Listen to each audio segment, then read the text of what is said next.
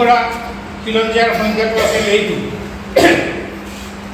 Indigenous communities, peoples and nations are those which having a historical continuity with pre-invasion and pre-colonial societies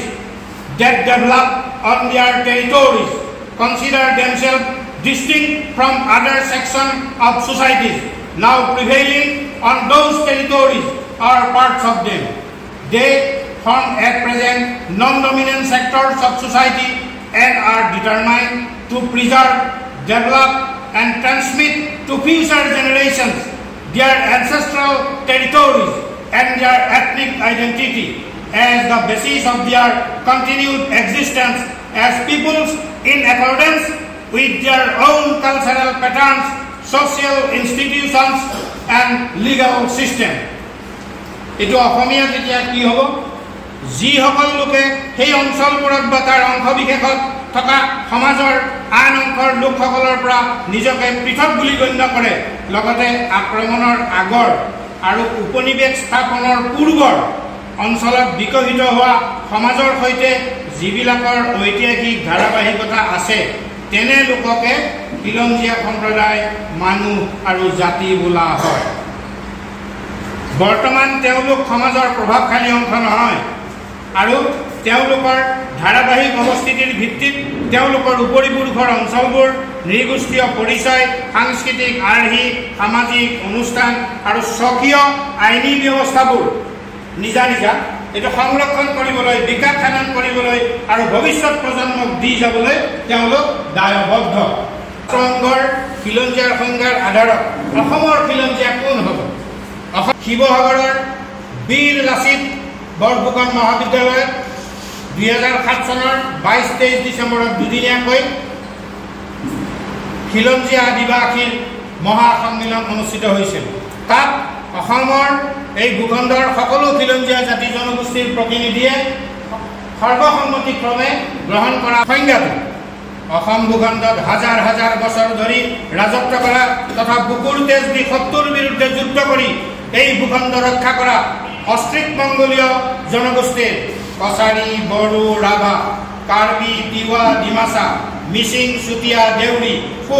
Koch Rajbongshi Moran Matak Sonowal Thengal match মদাহী বৰ্মন কছাৰী শৰণীয়া কছাৰী টাই আহোম সিংহু টাইখামতি টাইফাকে টাইখামিয়াং টাইচুৰুং টাই আইটন আৰু আৰ্য দ্ৰাবিড় মূলীয় অসমীয়া ভাষী কৈবৰ্ত না কেওট কুমাৰ কমাৰ হীৰা খালৈ কুট কলিতা কায়স্থ ব্ৰাহ্মণ গৰিয়া মৰিয়া দেখি আৰু অসমীয়া শিখসকল অসমৰ আদিবাসী ভূমিপুত্ৰ তথা মূল খিলঞ্জীয়া আৰু লগতে অসমৰ ভৌগোলিক সীমাৰ মাজত স্থায়ীভাৱে বংশানুক্ৰমে বসবাস কৰি থকা নগা মিজু মণিপুৰী নিচি আদি অকা খাচীয়া জয়ন্তীয়া গাৰো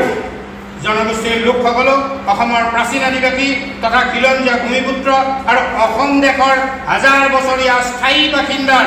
ব্যাপক আৰু বহল পৰিচয়েৰে এইসকলেই হ'ল প্ৰকৃত অসমীয়া এনচেষ্টৰৰ হাতৰ পৰা খিলঞ্জীয়াৰ হাতৰ পৰা মাটি কাঢ়িব নোৱাৰে কোনো গভৰ্ণমেণ্টে এই ইণ্ডিজিনিয়াছ পিপল ৰাইটছ 46টা দফা আছে এই দফাত লিখা আছে যে ইণ্ডিজিনিয়াছ মানুহৰ পৰা ইণ্ডিজিনিয়াছ মানুহ যদি পাহাৰত বাস কৰিছে পাহাৰৰ মালিক বুলি কৈছে আৰু পাহাৰৰ প্ৰটেক্টৰ বুলি কৈছে জলাশয় যদি বাস কৰিছে জলাশয়ৰ পাৰত যদি বাস কৰিছে তেতিয়া কৈছে তেওঁলোক তাৰ protector you cannot deprive them you cannot throw out them from their own ancestral land সকল ইণ্ডিয়ান হলে পাৰিব কিন্তু ইণ্ডিজিনিয়াছ হলে নোৱাৰে গতিকে we are the indigenous গতিকে আমাৰ পিতৃ-পিতামহৰ পৰা উত্তৰাধিকাৰী সূত্ৰে আমি অসমখন পাইছো গতিকে আমাৰ পূৰ্বপুৰুষে পাহাৰত বাস কৰিছিল আপোনাৰ জংগলত বাস কৰিছিল আপোনাৰ নদীৰ পাৰত বাস কৰিছিল এটা আপোনালোকে নাজানে নদীৰ পানী আজি ইয়াতে তিনিটা নদী আৰু তিনিটা নদীৰ লগ লাগি কুলচি হৈ গৈছে গৈ গৈ ব্ৰহ্মপুত্ৰত পৰিছে এই কুলচি নদীৰ মালিক কোন জানে না আপোনালোক ইউ দি গাৰো ইউ দি বড়ো ইউ দি জয়ন্তীয়া খাচী আপোনালোক হ'ল এই পানীৰ মালিক এই পানীৰ মালিক ভালকে মনত ৰাখিব কথাটো। এইটো মই এনেই কোৱা নাই, এইটো আন্তঃৰাষ্ট্ৰীয় সনদ মতে কৈছো। এই পানী এটুপাও পানী যদি তথাকথিত চৰকাৰে ব্যৱহাৰ কৰিব খোজে তেতিয়াহ'লে ইণ্ডিজিনিয়াছ মানুহে অনুমতি দিব লাগিব। বুজি পালে? অনুমতি, পাৰ্মিশ্যন দিব লাগিব, পাৰ্মিশ্যন ল'ব লাগিব ইণ্ডিজিনিয়াছৰ পৰা। তেতিয়াহে,